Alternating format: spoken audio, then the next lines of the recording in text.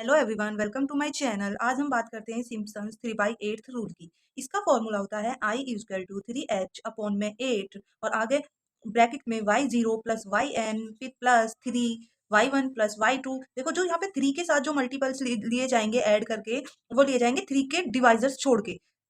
जो 3 के मल्टीपल्स होते हैं ना, उनको छोड़कर बाकी सारी टर्म हम यहाँ पे ले लेते हैं। जैसे y1 y2 y3 छोड़ दिया क्योंकि y3 यहाँ पे 3 का मल्टीपल्स है, 6 भी नहीं लिया, 6 भी 3 का मल्टीपल्स है। इस तरीका से 3 के डिवाइड करके वो सारी टर्म ले लेते हैं जो 3 के मल्टीपल्स नहीं होते। +2 यहाँ पे जो हमने 3 के मल्टीपल्स छोड़े थे वो सारी टर्म यहाँ पे ले ली। ये 3 के मल्टीपल्स है, मल्टीपल ऑफ 3, ये 3 के मल्टीपल्स हैं सारे यहाँ पे। तो ये इनको सबको ऐड कर देंगे और 2 की मल्टीप्लाई कर देंगे।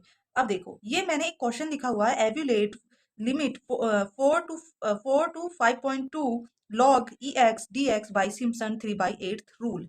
देखो इस क्वेश्चन को करने से पहले सबसे पहले मेरे पास एक कैलकुलेटर होना चाहिए। अगर आपके पास कैलकुलेटर नहीं है तो आप फोन में भी इसकी कैलकुलेशन कर सकते हो, क्योंकि इस क्वेश्चन की कैलकुलेशन बहुत बड़ी होती है जो हाथ से नहीं हो पाती हैं। वो सिर्फ कैलकुलेटर में ही लॉग एक्स की वैल्यू फाइंड करनी होगी, तो लॉग एक्स की तो हम कैलकुलेटर से ही फाइंड कर सकते हैं। इतनी सारी वैल्यू हम याद तो कर सकते नहीं है, ठीक है। तो आपके पास कैलकुलेटर होना, साइंटिफिक कैलकुलेटर से आप निकाल सकते हो ये सारी वैल्यू। अब देखो इस क्वेश्चन को करते कैसे हैं। सबसे पहले हमको क्या चाहिए, एच की वैल्यू। अब एच की वैल्यू फाइंड करना बहुत आसान है। इससे पिछले वाले क्वेश्चन में भी ये मैंने बात बताई हुई है कि एच की वैल्यू हम कैसे फाइंड करते हैं। देखो एच की वैल्यू फाइंड करने के लिए मेरे पास एक फॉर्मूला होता है, H equal to B minus A upon N. देखो जो हमारी लिमिट्स हैं वो बी और ए है, ये ए इक्वल टू है, ये बी इक्वल टू है। तो मैंने यहाँ पे ले ली 5.2 माइनस 4। अब देखो एन में क्या लूंगी, एन मतलब मुझे पार्टीशन करने हैं इन दोनों के बीच के, इन दोनों के बीच के मुझे पार्टीशन करने हैं। तो मैं कितने पार्टीशन करूँ, 4 5 6, जितना आपका मन हो। तो मैंने सपोज यहाँ पे पार्टीशन करने के लिए एन इक्वल टू 6, मैं इन दोनों के बीच 6 पार्टीशन करूंगी। 4 को छोड़कर 6 पार्टीशन और करूंगी, तो मैं यहाँ पे एन इक्वल टू 6 लेती हूँ। तो 6 ले ली। अब मुझे जो यहाँ पे एच की वैल्यू फाइंड होकर आएगी वो आएगी 0.2। तो एच की वैल्यू जो मेरे पास आई है वो 0.2 आई है। ये वाली मेरे पास एच की वैल्यू आ गई, ठीक है। उसके बाद अब मुझे क्या करना, अब मेरे पास एच की वैल्यू आ गई। अब मुझे चाहिए y0 yn, इन सब की वैल्यू मुझे निकालिए। मुझे सिर्फ मेरे को सिर्फ 6 पार्टीशन करने हैं यहाँ पे, क्योंकि मैंने n इक्वल टू 6 लिया हुआ। 4 को छोड़कर उससे अलग 6 पार्टीशन करने हैं। अब देखो उसके लिए मुझे एक टेबल बनानी पड़ेगी, क्योंकि मैं जब टेबल बनाऊंगी तो उसी में पार्टीशन होंगे उसके। तो देखो ये मैंने एक छोटी सी यहाँ पे टेबल बनाई हुई है। तो इसमें मैं यहाँ पे x लूंगी और यहाँ पे log x ले लेती हूँ, log ई एक्स। अब देखो यहाँ पे मेरी जो लिमिट दी हुई है 4 to 5.2 दी हुई है। तो सबसे पहले मैं 4 लूंगी यहाँ पे 4। अच्छा मैं 4 को उठा के, x की वैल्यू मैंने यहाँ पे 4 ली। अब 4 मैं इस वाली वैल्यू को इसमें पुट करूंगी। सपोज इसमें पुट करती हूँ log x में, तो उसकी वैल्यू कितनी आ गई। तो वो तो मैं ऐसे नहीं बता सकती क्योंकि मुझे तो याद नहीं है ना, तो मैं कैलकुलेटर में टाइप करके करूंगी उसको। तो कैलकुलेटर में मैं टाइप करके जब 4 पुट करती हूँ x की जगह पे, तो उसकी वैल्यू आती है मेरे पास निकल के 1.38629। अब देखो अब ये मेरे पास 4 है, तो 4 में मैं 0.2 ऐड करूंगी, तो उसके बाद कितना आएगा, ये 4.2। 4.2 आया, तो ये 4.2 मैं फिर से इसमें रखूंगी, तो log x की वैल्यू आएगी निकल के, तो आएगी 1.43508। अब मैं इसमें फिर से 0.2 ऐड करूंगी, तो ये 4.4 हो जाएगा। और ये वाली वैल्यू मैं इसमें निकाल के पुट करूंगी, तो इसकी जो वैल्यू आएगी वो आएगी 1.48160। अब मैं इसमें फिर से 0.2 ऐड करूंगी, तो ये हो जाएगा मेरे पास 4.6। ये वाली वैल्यू फिर से मैं यहाँ पे पुट करूंगी, तो ये मेरे पास में जो इसकी वैल्यू आएगी 4.6 की, वो आएगी 1.52605। अब मैं इसमें फिर से 2 ऐड करूंगी, तो मेरे पास ये वाली वैल्यू 4.8 आ जाएगी। सॉरी 0.2 ऐड करनी है ना मुझे, तो ये वाली वैल्यू पुट करनी है, क्योंकि मैं इसी से तो इसके पार्टीशन करूंगी, एक्स की वैल्यू फाइंड करूंगी, इन दोनों के बीच की वैल्यू निकालूंगी 4.8। तो इसकी जो वैल्यू आई है वो आएगी 1.56861।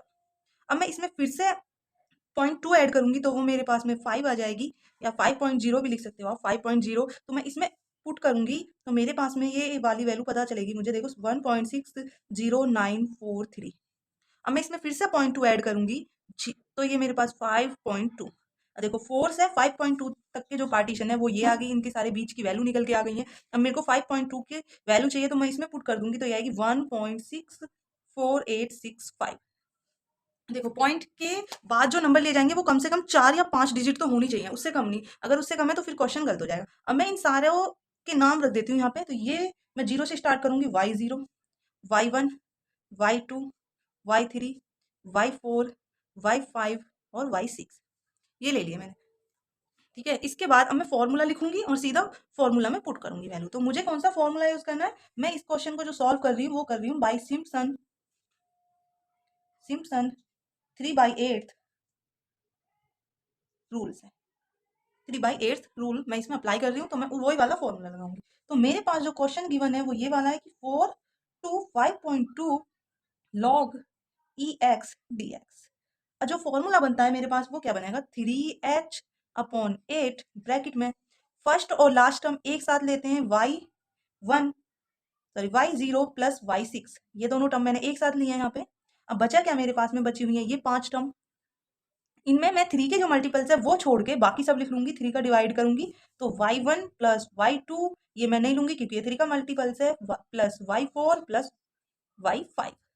अब बचा क्या, y जो 3 के मल्टीपल्स हैं वो बचा y3, तो मैं इसको 2 के साथ ले लूंगी यहाँ पे 2y3, क्योंकि 3 के मल्टीपल्स में हम 2 की मल्टीप्लाई कर देते हैं और उन सारों को ऐड कर देते हैं। तो वो क्या, वो तो सिर्फ मेरे पास y3 बचा हुआ है। तो अब मैं इन सब की वैल्यू पुट करती हूँ।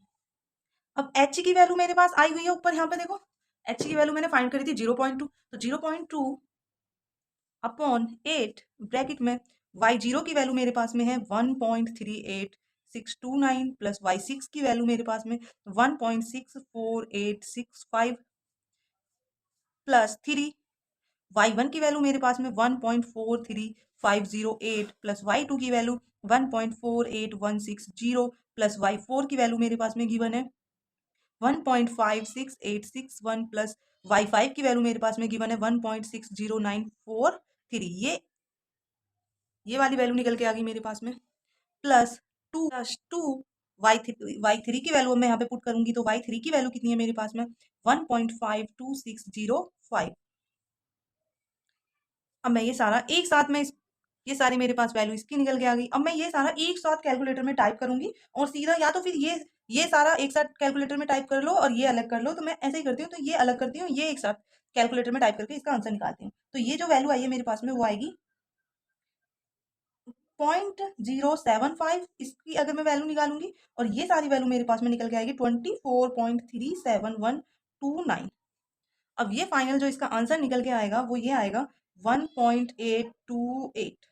ये इसका जो फाइनल आंसर निकल के आया है वो आया है 1.828। ये इसका फाइनल आंसर है। अगर वीडियो पसंद आई हो तो लाइक करें, शेयर करें, कमेंट करें, और ऐसी और वीडियो देखने के लिए हमारे चैनल को सब्सक्राइब करें। Thank you.